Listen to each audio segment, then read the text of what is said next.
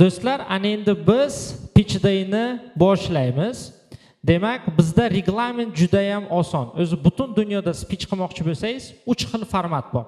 1 daqiqalik format bor. Masalan, ko'chada choyxonadan chiqdingizlar, iPhone'dan investor ko'rib qoldingiz, 1 minut ichida pitch qildingizda, ikkinchi mitingga ega bo'ldingiz.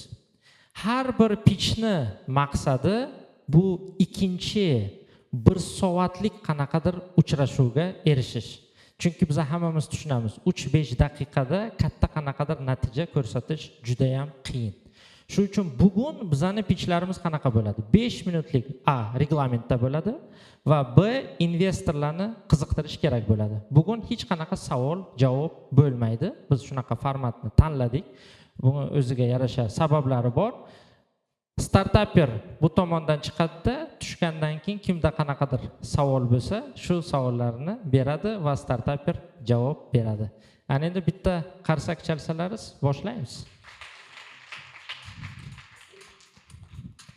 Endi The Art of the Pitch 3-darsida nechinchi bo'lib pitch qilishga chiqish kerak degan bir dars bor.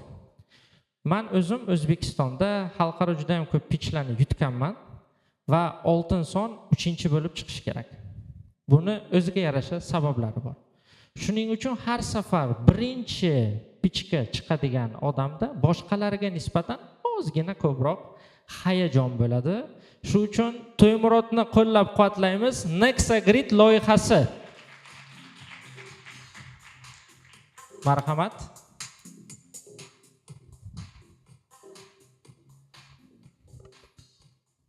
Assalomu alaykum barchaga.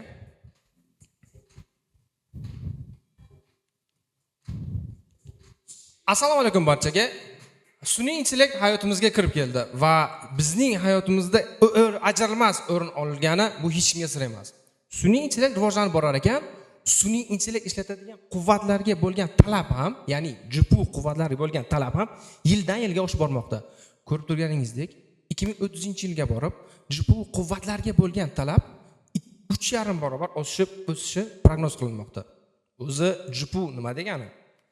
GPU bu sun'iy intellekt ishlatadigan quvvatlar, uning motori, uning yuragi desak ham bo'ladi. U sun'iy intellektning tamal toshi desak mubolag'a bo'lmaydi albatta. Biz bu bozorda 2 xil muammo ko'ryapmiz. Birinchidan, talab va taklif nomutanosib va sun'iy intellekt ishlatadigan elektr energiya bilan bog'liq juda ham ko'p muammolar mavjud. Biz bunda quyidagi yechimlarni beryapmiz. Bizning yechimimiz gibrid yechimga ega bo'lib, biz GPU marketplace yaratishni o'z-o'zimizga maqsad qilganmiz. Bunda talab va taklifni biz bir joyda birlashtiramiz. Bu qanday bo'ladi? Agar sizning uyingizda o'yin kompyuteringiz bo'lsa, siz u o'yin kompyuteringizning GPU quvvatlarini bizning marketplace orqali dasturchilarga yetkazib bera olasiz.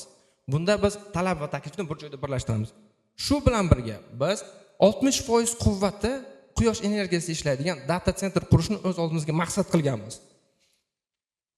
Bozor hajmiga keladigan bo'lsak, GPU as service bozori 5.7 milliardga baholanyapti. Eng qiziq joyi, bozor har yili 2 barobarga o'sib boryapti va 2030-yilga borib 20 milliard dollardan o'sishi prognoz qilingan. Shu bilan birga biz hozirda O'rta Osiyo va Yaqin Sharq bozorini mo'ljallayapmiz va bu bozorning 1,5% ni egallab 85 million dollarlik bozorlikdan egallamoqchimiz. Bizning dasturimizning foydalanuvchilari kimlar bo'ladi? Hamma desak ham bo'ladi. Ya'ni sun'iy intellekt bilan ishlaydigan barcha dasturchilar, programmistlar, ilmiy tadqiqot institutlari va hatto 3D studiyalar ham. Biznes modelimiz juda ham sodda. Biz o'zimizning GPU marketplace orqali sotilgan quvvatlardan 10% komissiya olib qolamiz. Shu bilan birga o'zimizning data centerda hosting xizmatlarini taqdim qilamiz va agar ortib qolsa, biz o'zimizning orttirgan quyosh panellarimizdan ortgan elektr energiyani ham sotishimiz ham mumkin. Raqobat keladigan bo'lsa, raqobat juda ham kuchli, lekin biz global o'yinchilarni tahlil qilganimizda ular juda ham qimmat taklif qilishyapti GPU quvvatlarini. Biz ularga nisbatan 50-60% arzonroq taklif qilamiz GPU quvvatlarini. GPU marketplace'lar allaqachon mavjud. Lekin bizdagi gibrid sistema ulardan nisbatan ko'proq ustunlik beradi.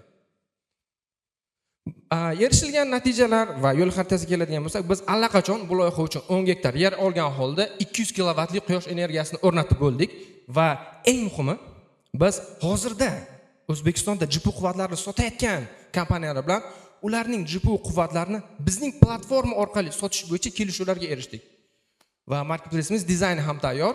Keyingi yilda biz marketplace'imizni ishga tushirgan holda 2027-yilga borib, nafaqat O'rta Osiyo, balki Yaqin Sharqda eng yirik GPU marketplace'ga aylanish o'zimizga maqsad qilganmiz.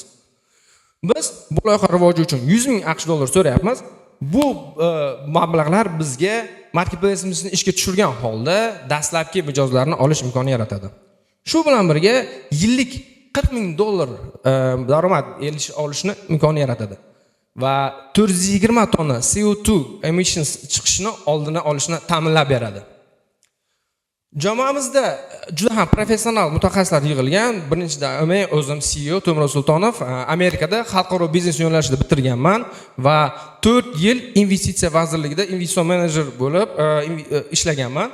Hozirda Central Asian University'da biznes bo'yicha dars berib kelmoqdaman.